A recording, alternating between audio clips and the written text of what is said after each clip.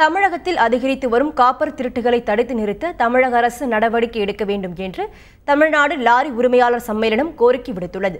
இதுகுறித்து தமிழ்நாடு லாரி உரிமையாளர் சம்மேளன தலைவர் நல்லத்தம்பியிடம் நமது செய்தியாளர் ராஜேந்திரன் நடத்திய உரையாடலை தற்போது பார்க்கலாம். இந்த காப்பர் பிளேட்டை சீக்கிரமாக வெளியே கொண்டு போய் வைக்க முடியாது. இதை உருக்கணும்னா பெரிய தொழிற்சாலை தான் பண்ண முடியும். இந்த காப்பர் பிளேட்டை எதுக்காக கடத்துறாங்க, அதை பற்றி உங்களுக்கு ஏதாவது ஏற்கனவே இது தகவல் தெரியுங்களா? இல்லை, இது குறிப்பிட்ட ஒரு 1000 டிகிரி செல்சியஸில் தான் இதை உருக்க முடியும்னு சொல்கிறாங்க. இந்த சூழ்நிலையில் அரசாங்கம் நினச்சா உடனடியாக கண்டுபிடிக்க முடியும்.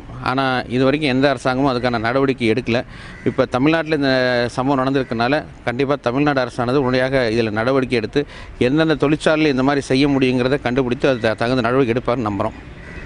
இப்போ இந்த சம்பவத்துக்கு பிறகு நீங்கள் அரசுக்கு விடுக்கிற கோரிக்கை என்ன சார்? இதுவரை காணாது போய் கொலை செய்யப்பட்டதாக தெரியப்படுகின்ற இந்த 11 டிரைவர்களுடைய குடும்பத்திற்கு, அதுவும் நாமக்கலை சார்ந்த டிரைவர்களுக்கு இதுவரை மாநில அரசும் சரி மத்திய அரசும் சரி எந்த விதமான நிவாரண உதவியும் வழங்கப்படவில்லை. அதனால் இந்த தமிழகத்தில் நடைபெற்ற இந்த 2 கொலைகளும் கொலை செய்யப்பட்டார்கள் என்று ஊர்ஜிதமாக தெரிய வருகின்றது. அதுவும் தமிழகத்தில் அந்த சம்பவம் நடந்திருக்கு. அதனால் தமிழ்நாடு அரசானது இந்த பாதிக்கப்பட்ட 2 டிரைவருடைய குடும்பத்திற்கு, ஒரு டிரைவருக்கு பார்த்திங்கன்னா 5 குழந்தைங்க இருக்குது, இன்னொரு டிரைவருக்கு ஒரு 3 குழந்தைங்க இருக்குது.